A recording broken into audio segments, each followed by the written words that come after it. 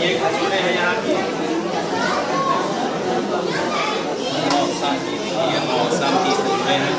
इस जगह पे हम लोग आए हुए हैं बहरहाल मदीने में। ये इराकी खजूर है, मदीने में जिस तरह के हैं। और जो है जनाब रसूलुल्लाह से जो मंसूब की जाती है उसको अजवा कहा जाता है। कि अजवा भी ये जनाब रसूल खुदा को मिलता है कि आप खाते जाते थे और उसके बाद ये दाना जमीन पर लगाते जाते थे, आगे बढ़ते जाते थे, खजूर का पेड़ निकलता जाता था।